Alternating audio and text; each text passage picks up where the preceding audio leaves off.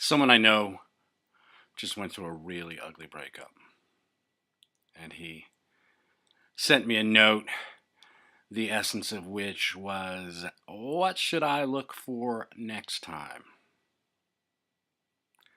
I am sad to report that I've been in this situation. I expect that you have too, but when I went through it most recently, I wrote a book about it. I wrote a book about what I imagined would be my own route to recovery, my own second chance at love. The book is The Unfallen. I wrote it in 1998, 1996, 1997. I don't even remember. I'd have to go look to see. But it was about what I imagined would be my recovery from my own failed marriage. And I should like to say that I learned every lesson that I had to teach in that book. I taught a lot of good lessons. There are an awful lot of good arguments in that book. It's a novel, it's fiction, it's all fiction, and it's nothing but story. But in covering the idea of the second chance at love for two mature adults, I end up covering a lot of ground that is philosophically interesting in any case, including my defense of the family. My first real stout, strident defense of the family is in chapter 9 of that book. But I'd like to say that I learned all of my lessons perfectly, and in fact, I did in due course. Where due course was the better part of the past 20 years. But my first piece of advice in the instant matter would be do nothing but wait. Wait at least a year and a half. 2 years is not a problem. I'm not inviting anyone to be afraid of getting back in there, getting back on that horse, blah, blah, blah, all the things that people say. But the fact is, if you rush into a new relationship after the old one is broken up, then you're rushing into the same relationship. This is the plot of the movie The Breakup, which is terrible. I hate the way it ends. I really wanted it to be a rom-com, but is very true to life, that people fall in love with the same people over and over and over again, and fall out of love with the same people over and over and over again, and they never learn anything from their experience. So the first thing that you should do when your marriage or your long-term romance has failed is do nothing except learn from your mistakes, and that takes time. It's not something you can do in a week or a month. If you can get it done in a year, I'm amazed. I like a year and a half better. That was always Dr. Laura Schlesinger's advice, a year and a half. And 2 years is really not a problem. If you actually are afraid to do something, you'll know it by 2 years. But the important thing is to discover what it was that led you astray in the first place. Number one, identify what did I do wrong? Remember my rules. What did I do wrong? What should I have done differently? What should I do instead going forward? Attributing your failures to yourself, who is the sole cause of your failures. If you want to insist that the sole cause of your success is you, then I insist that the sole cause of your failure is you also. And you need to learn from your mistakes in order to learn how to do better. In fact, the book The Unfallen will be very helpful in that regard, because it goes through two very common ways that people go about sabotaging their romances in the course of the story. The second piece of advice I would offer is covered in a video I made called The Joy of Chastity. I made this in 2014, and it's vulgar, not safe for work, definitely. But it rhapsodizes the idea of chastity. I'm a big fan of chastity, of monogamy, of marital fidelity, of storgic love, of making lifelong commitments and hewing to them in full measure for the entire lifetime, for the entire span of your life. I will not say I am perfect in my praxis. I know I am not. But this is the perfection that I aim for. This is the ideal I hope to achieve. And this is the only ideal that makes sense in terms of building relationships that will last. Your goal is to build relationships that will last, not to try this out or try that out. And the way to make relationships last is to commit to them for life and then follow through in full measure on your commitment. To recognize when you've missed the target and to recalibrate your aim going forward so as to miss it less, miss it closer to the bullseye, get better and better at doing what you're doing. I'm all about getting better all the time, getting better every day. If you insist that nobody's perfect, I will agree with you, but everyone is perfectible. You can perfect your praxis. You can do better. And this is my advice, is to do better going forward. And chastity is the way of doing better after a failed romance.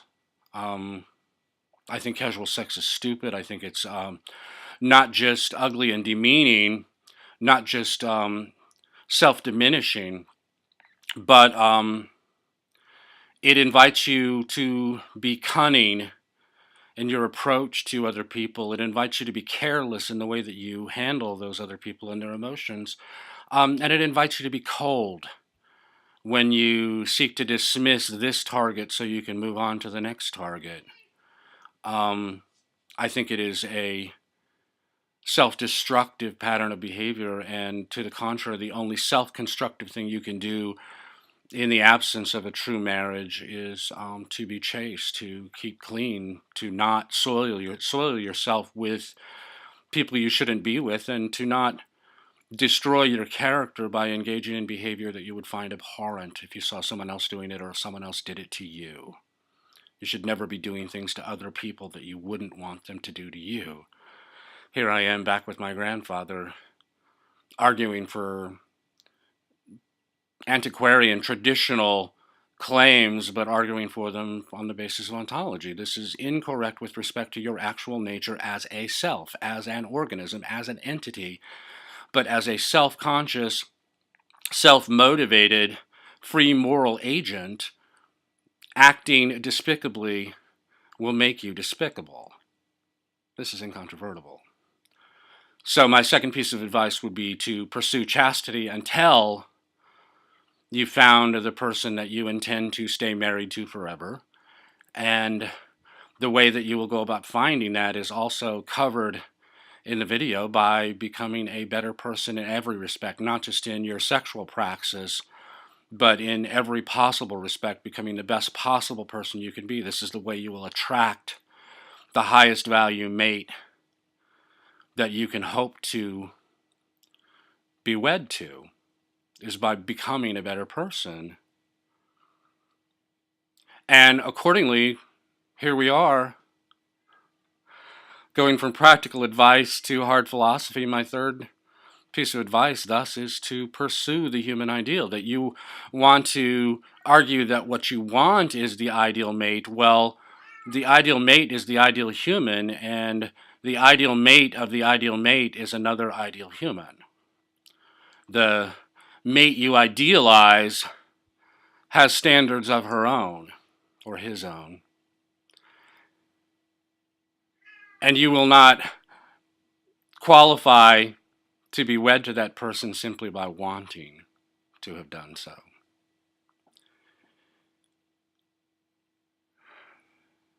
But the idea of the ideal human requires definition also. I've been picking on the Ayn Rand Institute for about 9 months since the release of the Planned Parenthood videos.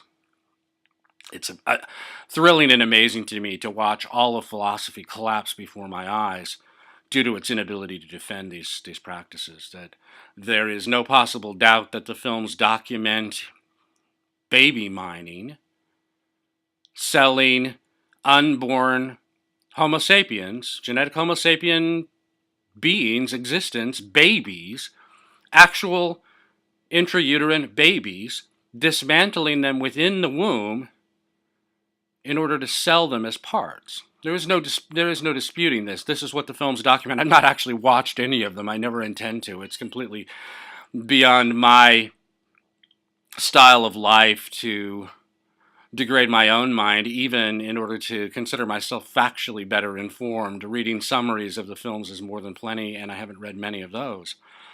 But there's no possible doubt that that is what these films document, is baby mining. That's what we're doing, is baby mining. And if baby mining is not cannibalism, then cannibalism doesn't mean anything at all. If you insist that cannibalism requires you actually to ingest and digest your neighbor in order to be a cannibal, then you are misunderstanding the term. To prey upon your neighbor for your own profit is sufficiently cannibalistic. And certainly this is an argument that in any other circumstance would be very appealing to the Ayn Rand Institute, which is built on the idea of cannibal eradication. But I've been beating them up because they can't acknowledge the hypocrisy of their own position on abortion. They really, I wouldn't say that they've acquitted themselves badly, because they've acquitted themselves not at all. All they've done is put their fingers in their ears and say, la, la, la, la, la. I know they know I'm talking about them. Don Watkins banned me. I don't even know what it's called. Banned me on Twitter so he can no longer see what I tweet. So I know they know I'm talking about them, and yet they've responded in no way at all. This is pure cowardice on their part, and it really does put the lie to the idea that Ayn Rand ever had anything to do with the idea of an ideal man. The Randian ideal, as presented in her fiction in The Fountainhead and Atlas Shrugged, is driven, cautious, DC. Very, very driven toward the objective, and driven in a way that is very conscientious and methodical. So, in other words, social factors will not matter anywhere near as much as conscientious factors will matter. Incandescent factors will not matter anywhere near as much as conscientious factors. We're dealing with the subdominant characteristic here. So we have a highly driven person who puts getting the job done properly ahead of people and ahead of acclaim. That is Ayn Rand's ideal in the form of Howard Rourke. Henry Reardon neglecting or subtracting the bits that he had to learn. All of the industrialists in Atlas Shrugged subtracting the parts that they had to learn, and ultimately in John Galt. This is John Galt. John Galt is the physicist, the perfect combination of the DC, from the inventor from Ayn Rand's point of view, a physicist, a high C profession if there ever was one, physicist, astronomer, astrophysicist, mathematician, in some degrees the higher reaches of the genetic sciences. These are hugely C-dominated fields, and they have to be, because there's so much arcane detail that has to be memorized. That's why.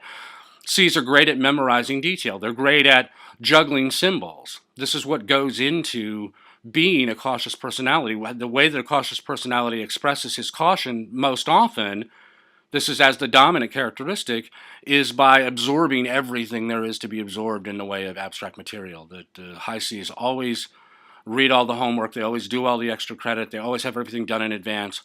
And they're very dissatisfied with efforts that are not equally comprehensive. That's another good word for C's. But you take a high C academic regime like physics and combine that with a desire to be a 19th century style industrialist, the guy with the better idea, the guy who built the better mousetrap, who designs it, manufactures it, and sells it. These are the D, I, and C of business. The S of business is, I guess, schmoozing, and schmoozing is either unproductive or is part of the marketing plan. But Rand's moral ideal in her novels is DC, and you can see the contrast in Gail Wyman, who's DI, not as interested in conscientiousness as he is in incandescence, in being acclaimed, noted, known, and having the influence that goes along with that sort of fame. But Rand herself was CI. She was cautious and incandescent. She was cautious first in the sense that, much like a physicist or a geneticist, she was, in her youth especially, obsessed with absorbing all sorts of abstract material, including the works of Friedrich Nietzsche, including the works of Henrik Ibsen. These I can verify in her prose. I can see them in her text. I know that she was well familiar with these writers, but obviously lots of other writers, including her claimed interest in Aristotle. I doubt that she's read much more of Immanuel Kant than any other bigo-objectivist. I doubt that she's read much of Hume, probably more of Hume than she did of Kant, but I doubt that she read much of Hume either. And certainly the bigo-objectivists are all pretty much big talkers on these subjects. They read summaries and popularizations, but they tend not to read original material. And really, frankly, who cares? They don't matter. They're temporary. But Rand was CI, and in her post-Atlas Shrugged life, that was the actual moral idea that she thrust down the throats of her credulous followers, was that CI style of life. And this is why every other sort of disk type tends to drift away from organized objectivism, from big O objectivism. The driven are driven away instantly. It's so funny that she idealized DCs, but DCs cannot stand to be dictated to, and they certainly cannot stand absorbing vast quantities of irrelevant chaff. Abstract, yes, but meaningless and or redundant in infinite supply. Chaff. Waste of effort.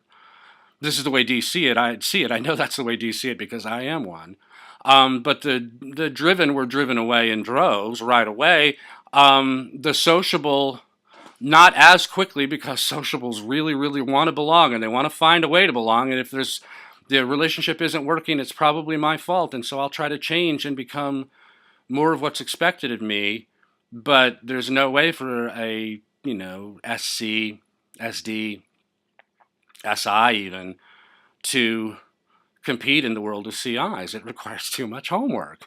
You can find these people in your high school classroom. You understand them perfectly well. You can identify disk types on site if you stop telling yourself that you can't. It's so easy to do. But the sociable are never going to be comfortable in a CI world. They're never going to fit in. They're never going to be perfectly compliant. And it's always going to be very, very easy for the CIs to put them in the wrong, which is what they do in big O organizations. You are obliged to pretend to be a CI, and the CI you're pretending to be is the CI that Ayn Rand was pretending to be. I'm not insisting that she was living a full-time life of pretense a la Peter Keating, but there was a whole lot of show in her behavior and a whole lot of lies and a whole lot of claims that don't bear up to scrutiny, and really an awful lot of anger and vituperation as a means of expressing what she called non-contradictory joy. No kidding. And that was all picked up by the CIs around her, the ones who fit in, the ones who found it easy to memorize all the homework, and therefore found it easy to put everyone else in the wrong. This is classic inner cult, outer cult stuff. You'll find it in all sorts of cult-like organizations, including the Communist Party in Russia, that Rand's Collective, they called it the Collective as a joke, but it ended up being the host of many, many, many show trials that were completely worthy of the Soviets. In any case, I'm picking on the Ayn Rand Institute lately on this idea of the ideal man, because I think both of Rand's ideals are defective. The DCs are wonderful CEOs. They are wonderful businessmen, wonderful, really the best. The absolute best businessmen you're looking for are going to be DCs. Business Insider magazine agrees with me. I did a post about this where they identified all the characteristics that you should try to emulate if you want to be a boss. And they were all DC characteristics. There were no other disk types that would fit the profile that they described. The characteristics they described are all perfect for DCs, and they all miss the mark in one or more ways with every other disk type. Every other way you have of expressing the dominant and subdominant characteristic. There are 12 different ways of doing that, and the only thing that fit that Business Insider article was DC. Yes, DCs are amazingly excellent businessmen, and Rand did a really beautiful job of describing that by pointing out the chaos of their emotional lives, including John Galt, who spent 12 years spanking the monkey, waiting for Dagny to find out what he could have told her in 3 hours the first day he saw her. And the first place he gets to have her is in the filth of a pile of coal. This woman is insane, absurdly insane, completely irrational with respect to the way that human relationships actually work out. And it's easy to understand why. Her fictionalized moral ideal was completely reptilian. Reptilian motivation, if not reptilian display on the part of the driven, and cautious are reptilian on both sides, reptilian displays and reptilian motivation. And her actual ideal, herself, or her imagined, wished for self, her perfect self as she imagined it and portrayed it. CI, again, cautious, reptile and reptile, incandescent, we have a little bit of sociability with the DC. There is no sociability here. We have reptilian displays in pursuit of a sociable motivation, but it's unilateral, inbound only. The incandescent is not promising love, he's only pursuing it. We have this completely unsociable way of understanding human beings, when in fact the vast majority of human beings are sociable first. Overwhelming majority are sociable first as their dominant characteristic, and those who aren't, the overwhelming majority are sociable second in their subdominant characteristic. That sociables are as close to normal as human beings can get when you are talking about normality as it applies to every other sort of organism. And here's Rand rhapsodizing people who basically have no sociability, who only have sociability for reptilian ends. So I reject Ayn Rand's ideals. The fact is that you are who you are, and you are who you are from the inside out, and so the whole idea of dictating a detailed portrait of an ideal human being seems absurd to me, because the only ideal human being that matters is the one that you idealize for yourself. The examples from philosophy or from art can guide you in directions that you might want to traverse, but you have to travel that ground yourself, and you have to motivate yourself to get there, and you have to decide when you're done. You have to decide when you're satisfied with what you've done with your life. No one can dictate that to you, and no one can tell you what the explicit, specific content of that ideal will be, but it is easy to discern things that are more ideal from less ideal, and easy to understand how more ideal and less ideal are going to be understood as values and disvalues according to different disk types. The CIs are going to be CIs, and they're going to look at the world the way they do, and they're going to deal with their relationships the way they do. And to the degree that you can change your disk profile over time by changing your habits, it's arguable to me that a CI is never going to be short on caution, never going to be short on the cautious virtues like conscientiousness and comprehensiveness, and is always going to have to be thinking explicitly and specifically about the acts to take in order to express sociability, that the sociability will always, to some degree, be scripted and performed rather than being natural, because the only way to be naturally sociable is to be sociable. I would argue that we all become more cautious as we get older, but the idea of people becoming less cautious seems much more difficult to me. My advice for driven, incandescent, and cautious people always is less D, I, C, more S. But my advice for sociable people is more D, more driven. But I have a particular ideal in mind for human beings, even so. Not particular as to the details, but particular as to the motivation and to the end. And it really does boil down to ontologically consonant teleology, the idea that I defend all the way through Man Alive. Ontology is the nature of beings. In this case, all I really mean is the nature of humanity. Every other organism is interesting, and the teleology of other organisms is interesting, but the teleology of other organisms is fundamentally foreordained, is either completely natural to the organism, as it is with every plant, an inviolable sequential program of events that will occur in the ideal circumstances, other sequential series of events that will happen in the failure to achieve an ideal environment, and no real deviation from that. To call that teleology is kind of dumb. It is teleology in the sense that it is a pursuing of ends, and you could argue that every entity is pursuing some sort of an end, but every entity other than us is pursuing an unchosen end. Even organisms like otters, who must be taught to swim, or hawks, who have to learn how to hunt as predators, and who will die if they don't have that education. If hawk is separated from its mother, it will never learn to hunt, and chances are will die fairly young. But even in those circumstances, these are not chosen behaviors. They are acquired post-birth. They're not necessarily pre-programmed or built in. They're acquired post-birth, but nevertheless, they're not chosen.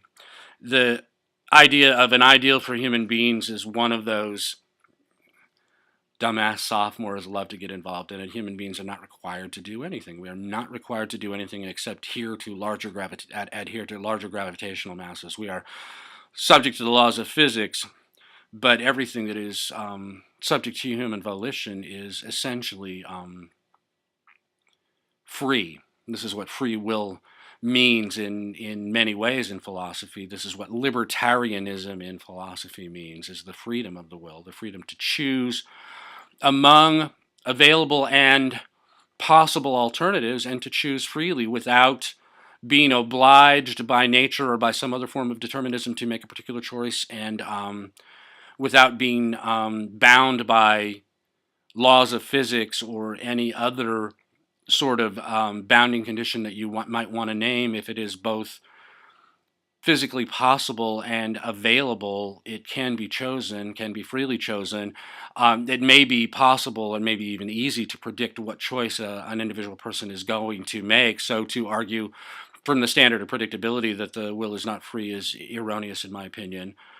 The human will is free. People are free to do whatever they choose, and therefore to argue an idea like a human ideal is, in a sense, to argue an inviolable pre-program that is nevertheless completely violable.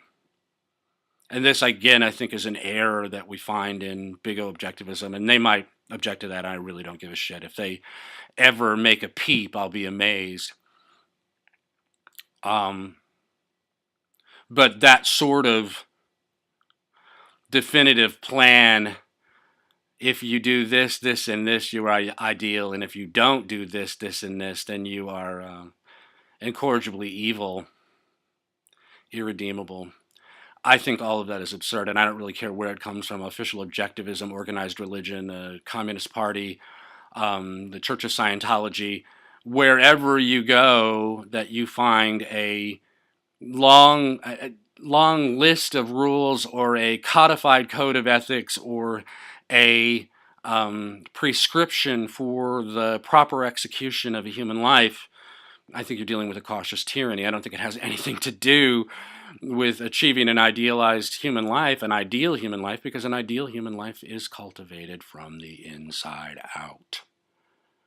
It is not thrust upon you from the outside. The whole idea of externalized ethics is abhorrent to me.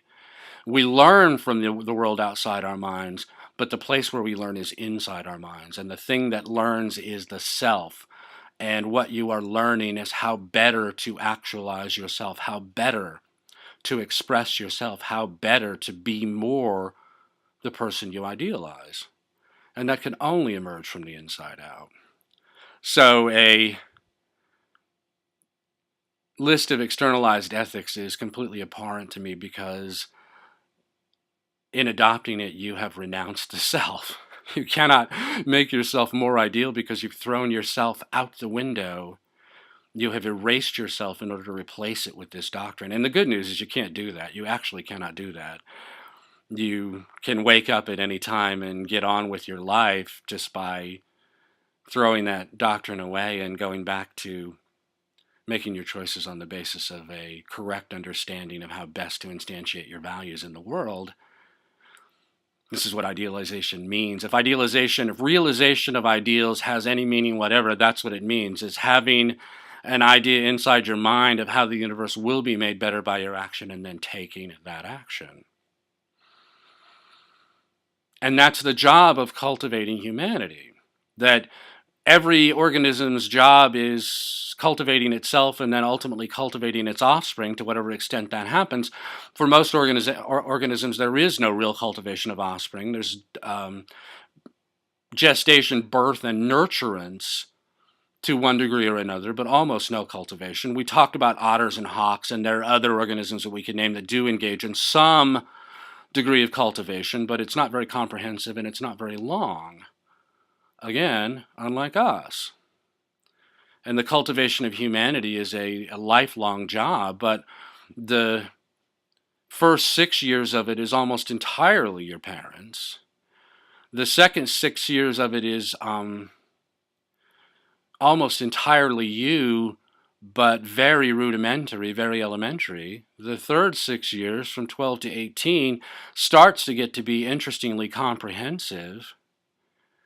And beginning in the fourth 6 years of your life, starting around age 24, that's when you should begin the process of cultivating that next generation of human beings. And in this regard, I am saying that there is a moral ideal for humanity, and that moral ideal is to engage in the ontologically consonant behavior implied for us, if not imposed upon us, by our biological destiny. We are born as infants, we progress to become babies, to become toddlers, to become children, to become adolescents, to become adults. And when we have completed the process of becoming adults, we renew that process by having babies. And this is true of every organism of the earth, and it is true of us as well. We can evade that truth, we can avoid it, we can insist that this is not our proper role to cultivate our own humanity, and in cultivating our own humanity, cultivate more humanity. But this is what is ontologically consonant with our nature as organisms. This is what organisms do. And to the extent that we are most fully adult, most fully realized in the capabilities, the capacity of being an adult, and most fulfilled emotionally with the course of our lives, we achieve all that by reproduction, by cultivating new humanity. So I would argue that that is the ideal role for a human. You can differ all you want, and guess what? You will, regardless of what either of us say we want to do. You will differ, even if you insist that you're copying everything I said to 9 decimal places. You still will differ with me, and I can hit your point of difference within 3 or 4 questions, probably. At which point you will renounce me and call me all kinds of names and pretend never to talk to me again, even as everything I've ever said gnaws at you day upon day upon day. I'm an incandescent. I don't really care how the attention comes. But I'm a driven incandescent, and so I care about getting my drill bits into the ore however I can do it. In this way, I'm cultivating humanity. I'm cultivating yours.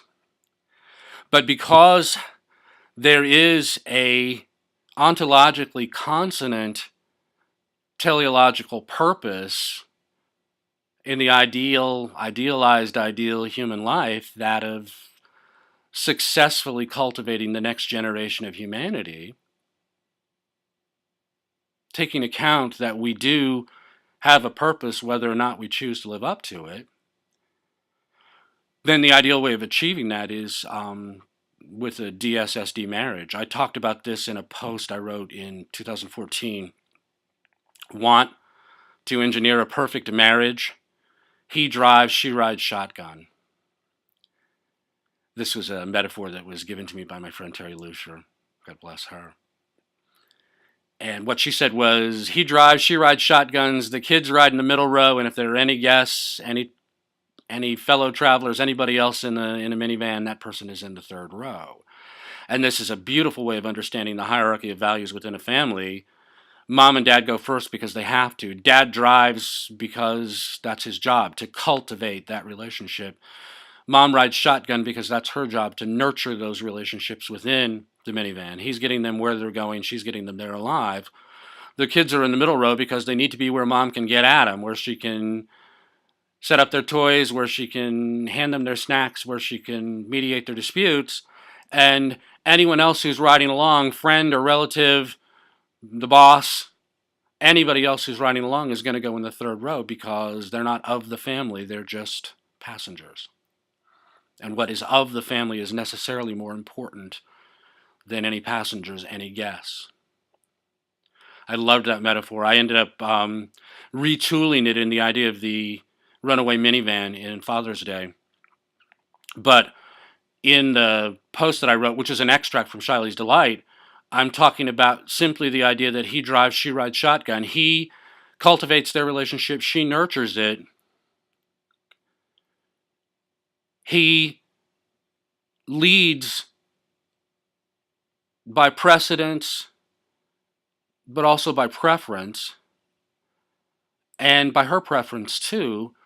And his leadership should be focused on getting them all, either just he and she when they're first wed, or the entire family as it grows, getting them all where they most need to go. It's not his own personal best interest that he is pursuing, it is all of their best interests that he is pursuing, and this he has agreed to do, first by becoming wed, and second by becoming a father. This is the role that he has taken on, is to be the captain of their vessel, the captain of their minivan, and to put the interests of everyone in that minivan ahead of his own, in the same way that a captain puts the passengers' lives ahead of his own. This is the bargain that he makes by being the captain. To say that this is anti-egoistic is absurd. To say that this is putting something before the self is retarded. It is simply absurd. It is unbelievably stupid. Only a CI would see the world this way. This is the blindness that Rand didn't understand that she had, is that when I say my wife's life comes first, the first word I said is my. My wife's life comes first for me. My children's lives come first for me.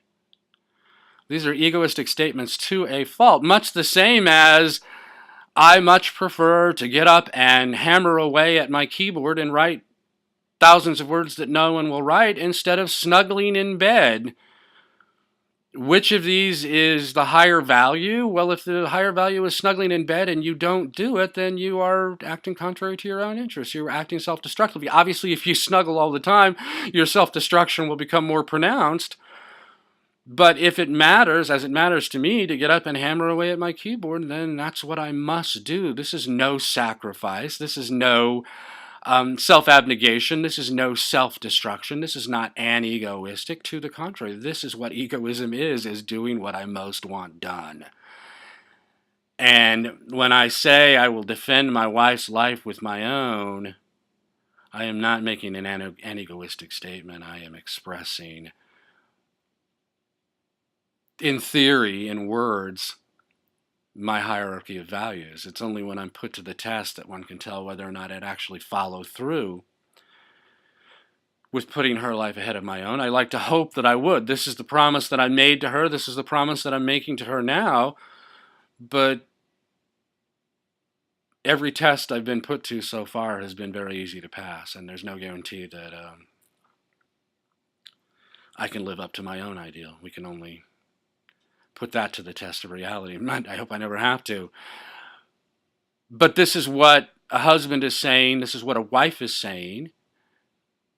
And this is what a mother and father are saying when they become parents, that your life is more important than mine, that if I must choose who is to die, then it is I who will die first, because I am committing my life to make sure that yours goes on. This again kills them with abortion. How could anyone ever rationalize abortion? having understood the family. Well, there's the only way to rationalize abortion is to fail to understand the family. The family is not egoistic. The family is not selfless. To the contrary, it is the highest expression of the human self. A fulfilled family life is the highest expression of the human self. That, yes, you have other interests. Yes, you have a career. Yes, you have other friends. Yes, you have all sorts of things that fascinate you as an individual that are separate from everyone else in the universe, not just from your spouse and children, but from everyone. You're in this all alone, and most of what you are is in this all alone. But to the extent that you have relationships in the social world, the most important relationship that you can ever have in your life is with your spouse. The most important relationships that you will ever have in your life are with your children, with your parents, with your brothers and sisters. This is a matter of contact, it's a matter of time, but it's also a matter of context. It's what we are. We are built to be sociable beings. We are. We become driven, incandescent, and cautious because of life events. Perhaps not traumatic life events, but because of life events. What we are naturally, what we are as organisms, what all mammals are, is sociable. We are meant to be sociable, and we are happiest when our social lives are working. And accordingly, the ideal marriage is DSSD. He's driven and sociable. She's sociable and driven. He's driven because he's the leader, because he's setting the course, because he's setting the plan and seeing to it that everyone else executes their part in the plan as he executes his own part in the plan. He is the boss in this relationship, not the dictator, but definitely the leader. And remember, the ideal leader is DS. The absolute best leader there can be is DS, and that is what dad should be in his marriage, is DS.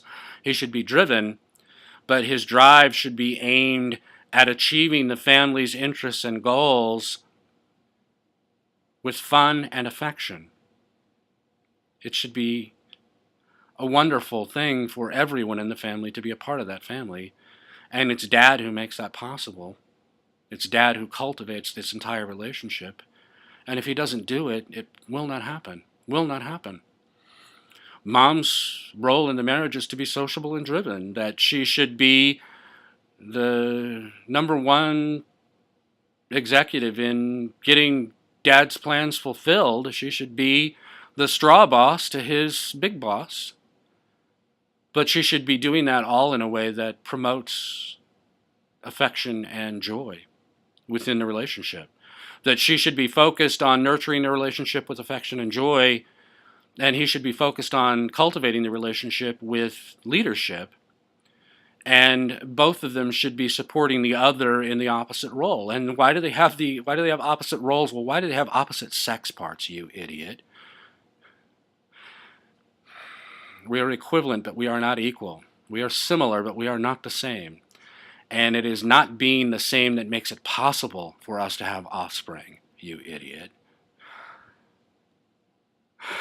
The roles attendant upon the proper execution of a romantic relationship are sex-based. He must be the leader. He must be the leader for all the reasons that we've named so far, but he must be the leader because men will not submit to long-term comprehensive dominance by women, where women will easily, readily, and happily submit to long-term comprehensive dominance by their husbands. Again, not dictatorial dominance, but sound, loving leadership. She will respond to that. It's what she's looking for in the relationship. When it's absent, she goes looking for somebody else. Duh. So he cultivates the relationship. She nurtures the relationship. He drives. She rides shotgun.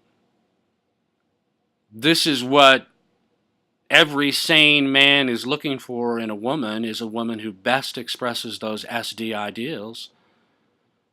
This is what every sane woman is looking for in a relationship, a man who best expresses those DS ideals. If your natural disc predispositions take you somewhere else, as mine do, I'm DI, then you need to focus on expressing your own ideal romantic disc profile, on perfecting your praxis at being DS or SD as is appropriate to your sex. You need to learn how to do this, how to habituate better behaviors. Again, I refer you to The Unfallen, which is about exactly that. But this is the way that human beings thrive.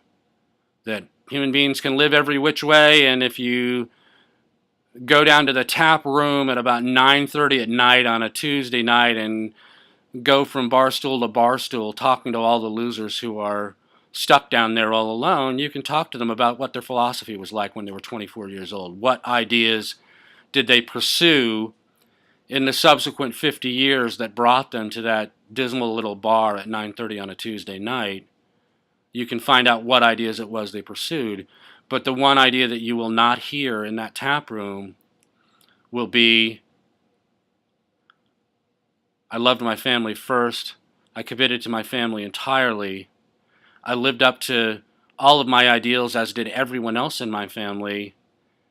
And we had a wonderful, happy life together, and that's why I'm here all alone. You will never hear that. That's the one story you won't hear. The way that human beings thrive is the way I've described it here. He drives, she rides shotgun. He cultivates, she nurtures. They both understand that their most important role in life is to cultivate that next generation of human beings, and they're doing their best to make the world better by the increase of their own children. They're bringing better children in the world, but they're bringing their children better by cultivating them ever better than any generation prior to theirs. We can get better at everything that we do, and cultivating our children is a praxis we can get better at too. And the people who thrive, the people who live full and happy lives, the people who die happily, are the ones who approached marriage and family in the way that I'm describing. This is the way the world works. There is no alternative to this. There is no alternative to the existential. This is the way things play out. You can insist that they don't have to be that way, but I promise you they will be that way. Both ways. You live a DSSD life in your marriage, and you'll have a happy marriage and have a happy family life. And if you don't, things will fall apart. And they may not fall apart entirely, and you'll be able to convince the world that you live in a happy world, even though you're pining away for the adulterous boyfriend who no longer wants to sleep with you, and your husband is drinking himself to death on another floor in the same building. This is a lie you might want to tell the world and convince yourself that you convinced the world of the truth of this lie. But the fact of the matter is, you'll know, and everybody who's paying any attention will know. There is only one way to thrive as a human being, in the same way that there is only one way to thrive for any organism. The difference is we have to discover our way, and then we have to live up to it. Both of these by choice.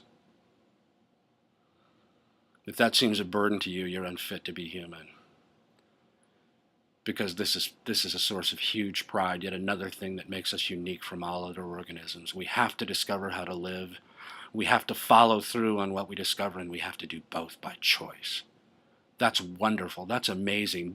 If there's anything in the natural world that corresponds to the characteristics that people ascribe to gods, that's it. It's free will.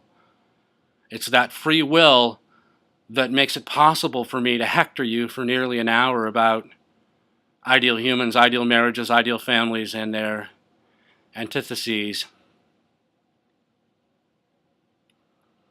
But it's what makes everything wonderful. Everything that's wonderful in our lives, from the things we know to the art we make, but especially to the relationships we forge, to the families we build, to the love we engender and cultivate. This makes us wonderful. This makes us unprecedented. This makes us noble and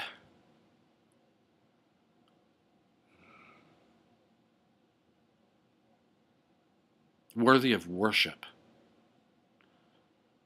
That the human ideal is worthy of worship, and the ideal way of worshiping it is to instantiate it, to be your ideal. Now, if that ain't church, you ain't never been to church.